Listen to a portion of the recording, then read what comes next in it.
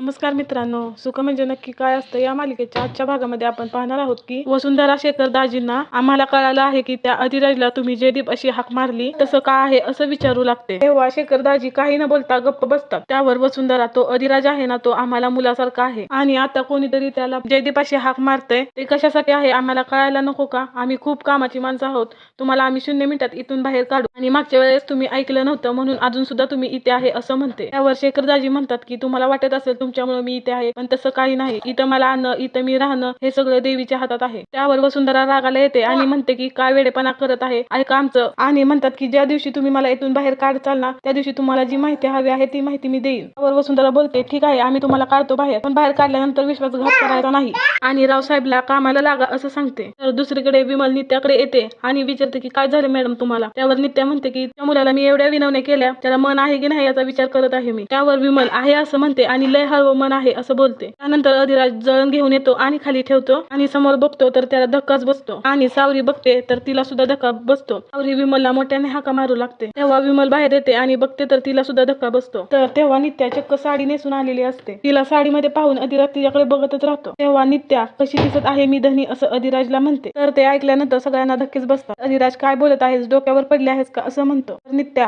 काय झालं, गावामध्ये सगळ्या पुरुषांना धनी असे म्हणतात। त्यावर अधिराजचे बाबा नित्याला म्हणतात की गावामध्ये फक्त आपल्या नवऱ्याला धनी असे हाक मारतात। त्यावर नित्या म्हणते की आता माझ्या लक्षात आलं आणि थोडा वेळ थांबून सॉरी सॉरी असं म्हणू लागते आणि म्हणते की हा माझा नवरा नको, त्यापेक्षा मी विहिरीमध्ये जीव देईन, मरेन। तर अधिराज, मग मर जा की असं म्हणतो आणि यावेळी मी तुला वाचवायला सुद्धा येणार नाही असं सांगतो। नंतर अधिराज तिच्या हातावर एक किडा ठेवतो। ते बघितल्यानंतर नित्या चक्क अधिराजला मिठीच मारते। तर ते बघितल्यानंतर सगळ्यांना धक्काच बसतो। त्यावेळी नित्या आणि अधिराजला गतजन्माची होऊ लागते। तेव्हा विमल ओढत येते आणि म्हणते की काय हा आगाऊपणा आहे तुझा, कळतं की नाही तुला असं म्हणते। तर अधिराज, खोटं आहे ते खेळण्यातलं असं सांगतो। नित्या, मला ते खरं वाटलं म्हणून मी घाबरले असं सांगते। तर दुसरीकडे वकील घरी आलेला असतो। त्या म्हाताऱ्या चोरामध्ये एवढा काय इंटरेस्ट आहे असं वसुंधराला विचारतो आणि काय विचार आहे असं म्हणतो। तर वसुंधरा, आम्ही कारण नाही सांगितलं तर त्या चोराला नाही का सोडणार असं विचारते। त्यावर वकील म्हणतो की सोडवतो की, पण आमच्या फीचं काय? त्यावर वसुंधरा रावसाहेबला त्या फीचं काय बोलणं झालं की नाही असं विचारते। तर रावसाहेब, ते राहिलंच असं म्हणतो आणि वकिलाजवळ जाऊन कुठल्या हाताने फी घेणार असं विचारतो। वकील उजवा हात पुढे करतो